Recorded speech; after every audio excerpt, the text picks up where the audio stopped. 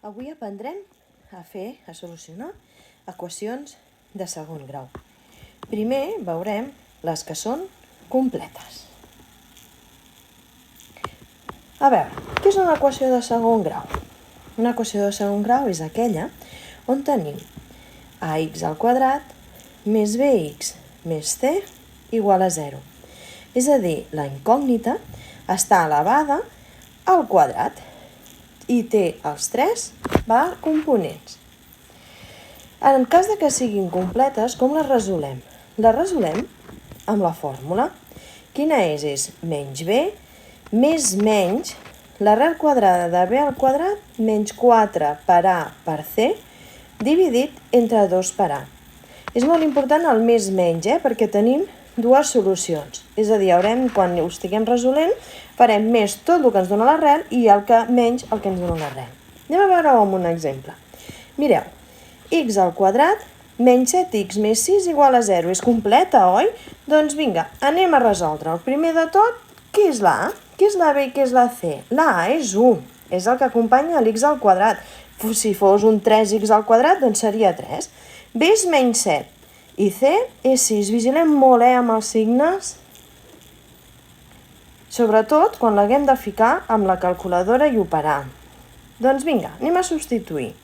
X és igual a menys b, és a dir, menys 7, més menys l'arrel quadrada de b al quadrat, veritat? Doncs menys 7 al quadrat, menys 4 per 1 i per 6.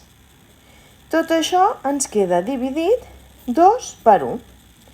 Primer de tot, què és el que farem? Doncs començarem a resoldre. Menys 7 és més 7. Més menys, l'arrel quadrada de menys 7 al quadrat és 49. Menys 4 per 6, 24. Tot això dividit entre 2, que és 2 per 1. Molt bé. Llavors ens queda 7 més menys l'arrel quadrada de 25. 49 menys 24 és 25. Quan és l'arrel de 25? 5. Doncs vinga, la primera solució és el que hem dit. Serà 7 més 5 partit per 2.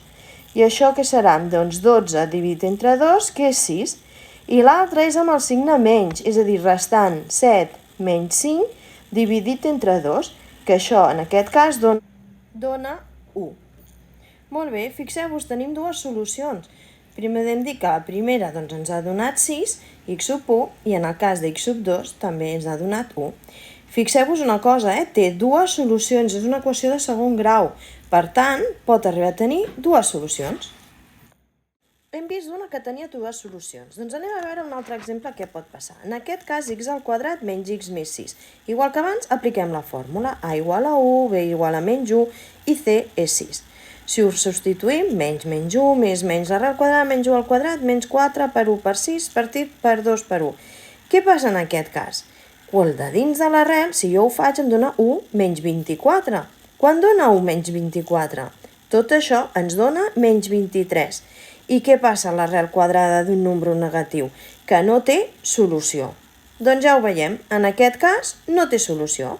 Ara anem a veure un altre exemple, que és quan ens dona una solució doble. Fixeu-vos, x al quadrat menys 8x més 16 igual a 0. En aquest cas substitueixo a la fórmula com sempre. I mireu el que dins de l'arrel. Tinc menys 8 al quadrat menys 4 per 16. Quan dona això? És 64 menys 64. Quan jo faig aquesta arrel dona 0. I si ho divideixo les dues solucions és 8 més 0 dividit entre 2, que és 4, i 8 menys 0 entre 2, que és 4. Veieu?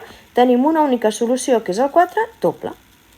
Molt bé, doncs fins aquí les completes. Només recordar-vos una cosa, i és que vigileu molt amb els signes. D'acord? És a dir, quan tenim una incògnita negativa, vigileu els signes.